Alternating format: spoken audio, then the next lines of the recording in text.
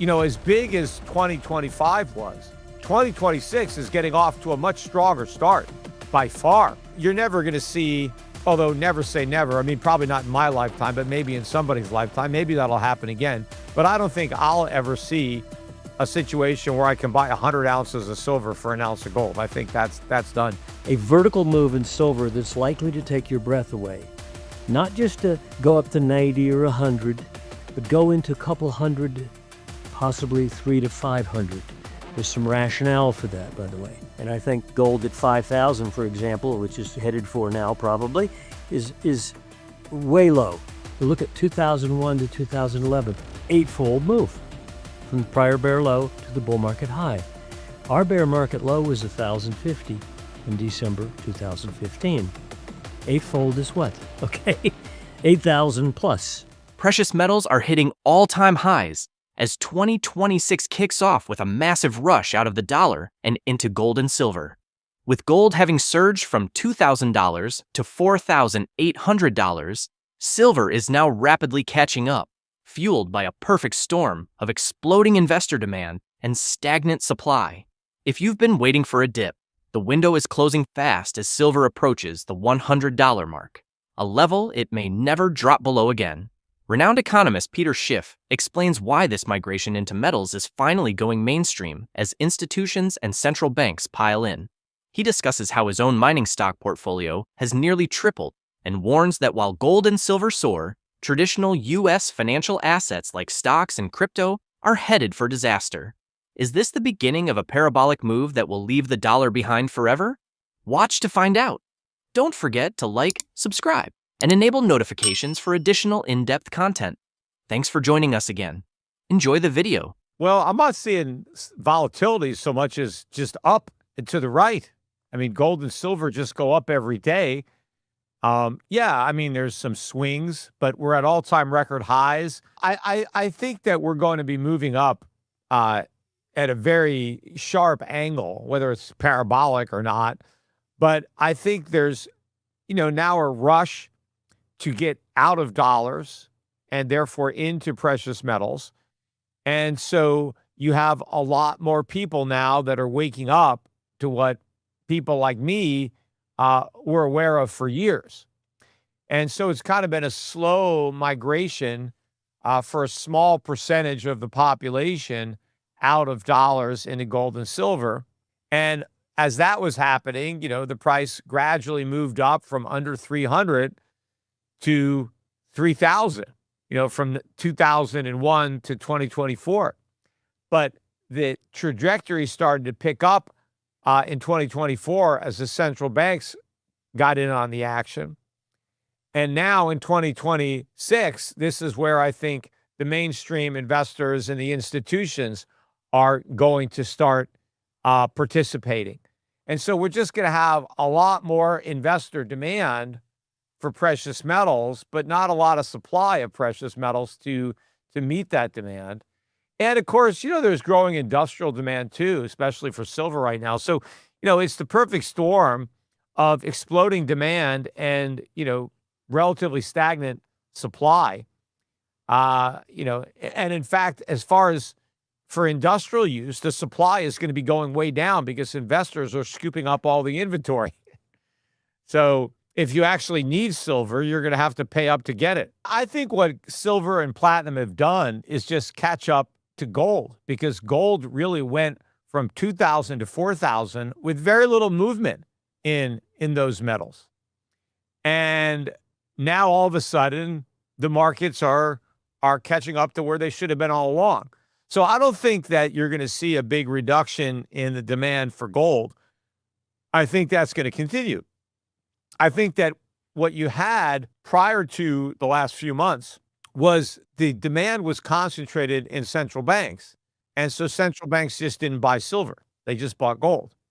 But now that you have private investors getting in on precious metals, they buy both. And in fact, in many cases, they lean more towards silver than towards gold. So I expect the demand for both metals to continue. And I would imagine that over the next several years, silver will continue to make progress relative to gold, because I think historically it's still underpriced. It's not as ridiculously cheap. We were over 100 to 1, earlier last year. And so you're never going to see, although never say never. I mean, probably not in my lifetime, but maybe in somebody's lifetime, maybe that'll happen again. But I don't think I'll ever see a situation where I can buy 100 ounces of silver for an ounce of gold. I think that's done. And in fact, you think silver prices are high at $94. Pretty soon, you're going to look back at silver in a double digit at a cheap price, because silver is still under $100 an ounce. It's not going to be under 100 for long, and then once it really gets above 100, it's never going to go below it. It's just going to keep on rising. But it just keeps making new record highs. Meanwhile, we're finally starting to see some solid strength in the mining stocks. Even though silver is backing off its highs, a lot of these stocks are now making new highs, which they should do because they're still ridiculously cheap. So there's just tremendous opportunity. I had, coming into 2024, I had about half of my portfolio in precious metals mining stocks. Now it's probably more like 70, 80% because those stocks have tripled and the rest of my portfolio hasn't gone up that much. It's gone up. All of my non-gold stocks have also done well, but not nearly as well as my gold and silver stocks. But, as big as 2025 was, 2026 is getting off to a much stronger start by far. I mean, we didn't even start moving last year until Q2. So as good as last year was, this year could be better, if you're invested in those stocks. I mean, for most Americans, I think this is going to be a disaster. 2026 is going to be a horrible year for U.S. financial assets, stocks, bonds, cryptocurrencies. I think they all get killed. Veteran analyst MichaelOliver predicts this non-normal bull market will propel silver dramatically upward in mere quarters, outpacing gold due to its undervalued spread. He draws on past eightfold gold rallies under milder conditions, urging readiness for sudden changes. Is your strategy set for this vertical explosion? Let's hear directly from MichaelOliver. It is not a normal bull market. We've been telling our subscribers that for well over a year. But it's gone up in an arm wrestling manner, both gold and silver. They shoot up a couple $100 in gold or $10 in silver, and then you go sideways for 5 months and bore the heck out of everybody, make people think it's over. Then you do it again, and then there's another congestion zone. And it's been laborious. It's no longer laborious. It's going to go vertical. There probably will be, I think, a correction in this process.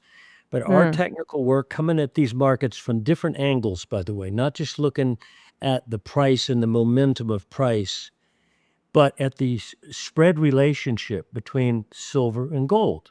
The baby metal mama currency and the big old mama currency. And silver's vastly undervalued, historically speaking, to its prior relationships to gold. And I think that's going to change dramatically and suddenly. And that's the key word, sudden. I think we're in one of these, what we call a move to new reality. It's occurred in other markets. We found an instance of it. It occurred in copper back in 2005 to 6, where copper, in a matter of a couple quarters, quadrupled in price on its own, without help from any other market, and went from an old, multi-decade horizontal reality and just said, boom, I'm out of here.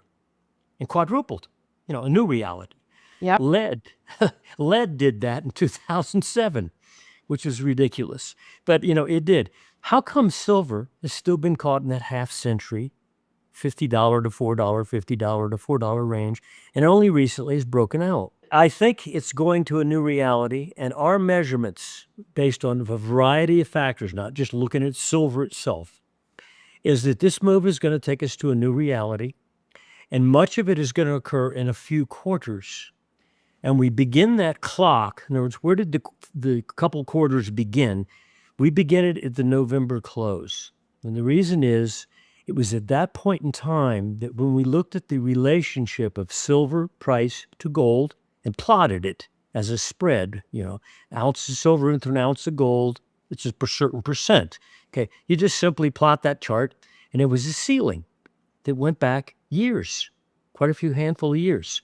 where you go up and bump a certain level and bump a certain. Silver just couldn't get above that value of gold. It broke through there in November. We've gone back and found other few instances of this type of behavior where silver said, I'm out of here, okay, versus mama gold. And it went vertical for a couple of quarters after that. This time, there's other factors in play as well, fundamental, macro technicals, and so forth. But we've been arguing since November that what we're about to see in the next handful of months or so, 5, 6, 7 months or so after that November breakout, therefore starting in December, a vertical move in silver that's likely to take your breath away, not just to go up to 90 or 100, but go into a couple hundred, possibly 300 to 500. There's some rationale for that, by the way. Various angles of analysis give us that conclusion. And we think a lot of that's going to occur by the second quarter of this year. Obviously, that's not going to occur in isolation. Gold's also going up. And I think gold at 5,000, for example, which is headed for now probably, is way low. To give you an example, stupid one, but I've put it out before. People think that's his target. It's not. If you go back and look at the bull market from 1976 to 1980, it was an eightfold gain in gold. 8 times, okay? But look at 2001 to 2011, eightfold move from the prior bear low to the bull market high. Our bear market low was 1,050 in December 2015. Eightfold is what? Okay, 8,000 plus.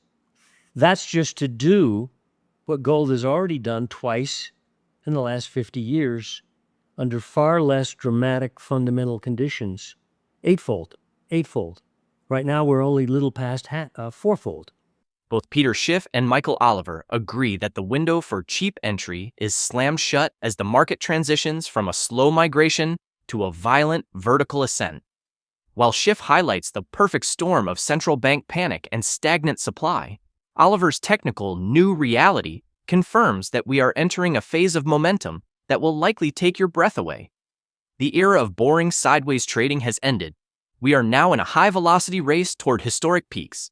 Share your thoughts in the comments section below. If you found their breakdown helpful and want to stay ahead of these historic market moves, make sure to like, subscribe, and turn on notifications so you never miss an update. Your support helps the channel grow and keeps you informed when the markets shift next.